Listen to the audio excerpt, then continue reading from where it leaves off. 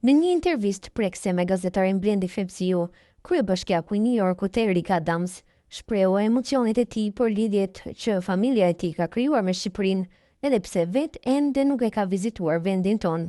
Intervista u zhvillua në një atmosferë miqësore dhe përplot ndjeshmëri, duke treguar edhe një herë vëmendjen që figura të larta ndërkombëtare po i kushtojnë Shqipërisë dhe komunitetit shqiptar. I pyetur nga Fevziu nëse kishte qenë ndonjëherë në Shqipëri, kryebashkiaku Adams u përgjigj me sinqeritet. Jo, nuk e kam vizituar, por djali im ka qenë në Shqipëri. Fjalët e tij nuk kanë qenë thjesht një pohim, por hyrje në një rrëfim shumë personal dhe domethënës për çdo shqiptar.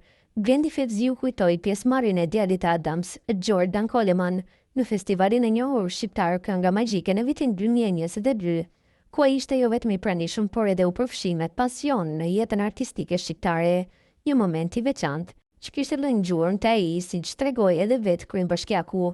Ai do shumë Shqipërinë, thotë që nëse do të dalë në pension në ndonjë vend, do të dalë në pension në Shqipëri, tha Adams, në një buzëqeshje dhe krenari të ndjeshme në zë. Ky detaj preku thellë jo vetëm gazetarin Fevziu, por padyshim edhe shumë shqiptarë që e pan intervistën. Të dëgjosh nga një liderlinje prej qyteteve më të rëndësishme në botë se djali i tij sheh Shqipërinë si një vend të mundshëm për të kaluar vitet e pleqërisë, është një vlerësim i rrallë dhe jashtëzakonisht i rëndësishëm për imazhin e vendit tonë. Fevziu, i njohur për krenarinë e tij për vendgjindjen, e ftoi kryebashkiakun me fjalë prekëse: "Na duhet ju ftojmë në vendin tim, është një vend shumë i bukur, një vend i vogël, por jashtëzakonisht i bukur, nga deti tek malet, nga dishenet tek lumenjt." Eric Adams u përgjigj me entuziazëm të sinqert, mezi po pres. Kjo përgjigje thjesht në fjalë, por e ngarkuar me emocion, shënon një tjetër hap në marrëdhëniet e ngrohta midis Shqipërisë dhe komunitetit shqiptar në SBA. Nuk është rastësi që Adams njihet për mbështetjen e tij të pakushtozuar ndaj shqiptarëve në New York, një komunitet që kontribuon përditshëm në jetën sociale, ekonomike dhe kulturore të shtetit më të madh amerikan.